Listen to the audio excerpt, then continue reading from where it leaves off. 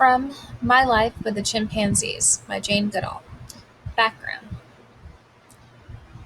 Gombe Stream National Park in Tanzania, Africa, is best known as the site of Jane Goodall's groundbreaking chimpanzee research. The park covers only about 20 square miles, but it is home to a great variety of animals. Dr. Goodall's research in Gombe was supported by the famous paleontologist Louis Leakey. In this account, Dr. Goodall occasionally refers to Dr. Leakey by his first name only.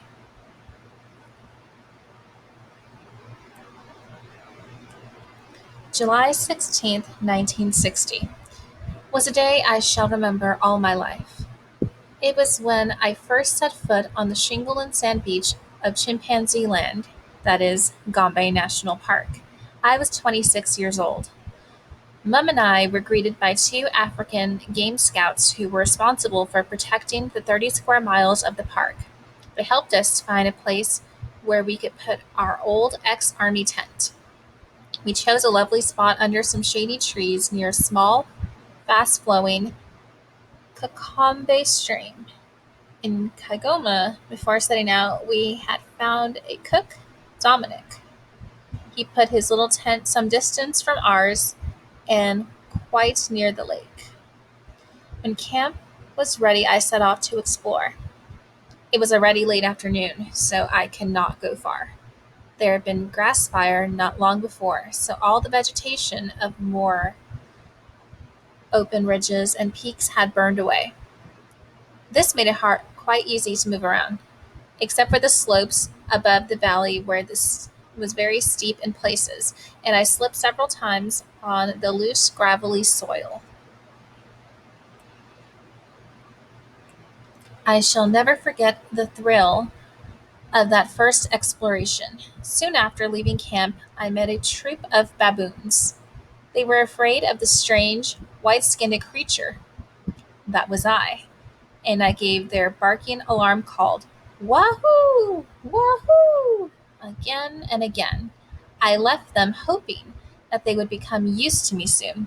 Otherwise, I thought, all the creatures of Gombe would be frightened. As I crossed a narrow ravine crowded with low trees and bushes, I got very close to a beautiful red gold bushbuck, a forest antelope about the size of a long-legged goat. I knew it was a female because she had no horns. When she scented me, she kept quite still for a moment and stared toward me with her big dark eyes. Then, with a loud barking call, she turned and bounded away. When I got to one of the highest ridges, I looked down into the valley. There the forest was dark and thick. That was where I planned to go the next day to look for the chimpanzees. When I got back to camp, it was dusk. Dominic had made a fire and was cooking our supper. That evening, and for the next 4 days, we had fresh food from Kagoma. But after that, we ate out of our cans. Lewis had not managed to find very much money for our expedition, so our possessions were few and simple: a knife, fork, and a spoon each, a couple of tin plates and tin mugs. But that was all we needed. After supper, Mum and I talked around our campfire and snuggled into our two cots in the tent. Early the next morning, I set out to search for chimpanzees. I had been told by the British game ranger in charge of Gombe not to travel about the mountains by myself, except near camp. Otherwise, I had to take one of the game scouts with me. So I set off with Adolf. That first day, we saw two chimps feeding in a tall tree. As soon as they saw us, they leapt down and vanished. The next day, we saw no chimps at all, nor the day after, nor the day after that. A whole week went by before we found a very big tree full of tiny round red fruits that Adolf told me were called Masulula. From the other side of the valley, we could watch chimps arriving at the tree, feeding, then climbing down and vanishing into the forest. I decided to camp in the best viewing site so that I could see them first thing in the morning. I spent 3 days in that valley and saw lots of chimps, but they were too far away, and the foliage of the tree was so thick. It was disappearing, and it was just disappointing and frustrating, and I didn't have much to tell Mom when I got back. There was another problem I had to cope with. Adolf was very lazy. He was almost always late in the morning. I decided to try another man, Rashidi. He was far better and helped me a lot, showing me the trails through the forest and the best ways to move from one valley to the next. He had sharp eyes and spotted chimps from far away. But even after several months, the chimps had not become used to us. They ran off if we got anywhere near to them.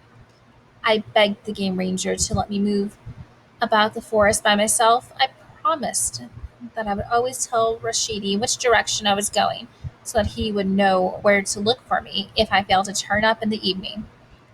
The game ranger finally gave in.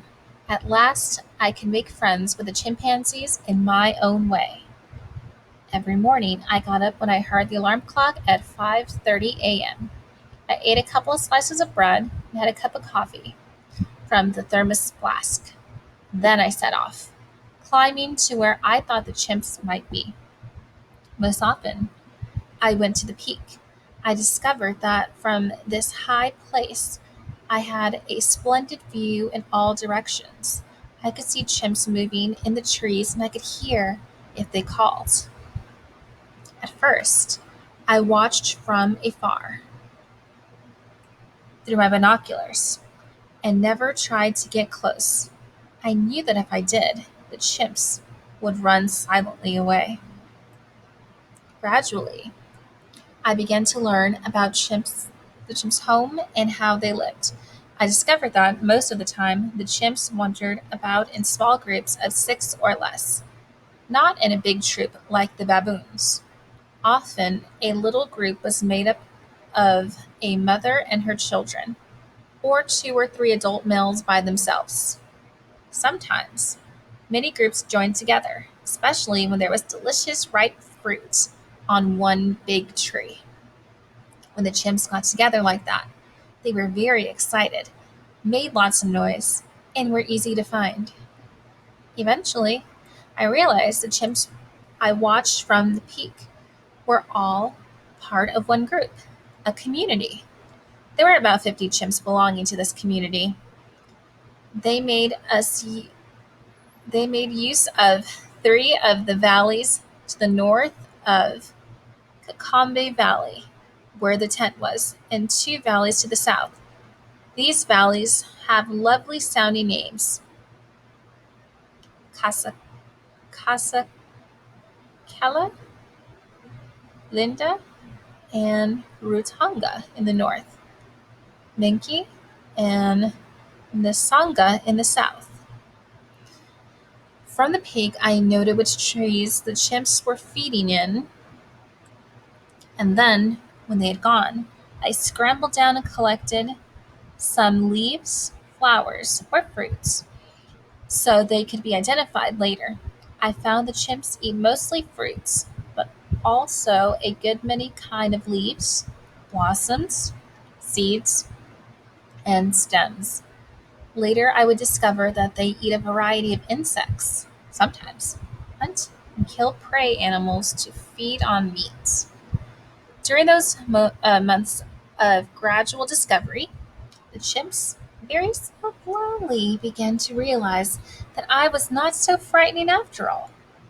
Even so, it was almost a year before I could approach two within 100 yards, and that is not really very close. The baboons got used to me much more quickly. Indeed, they became a nuisance around our camp by grabbing any food that we accidentally left lying on the table.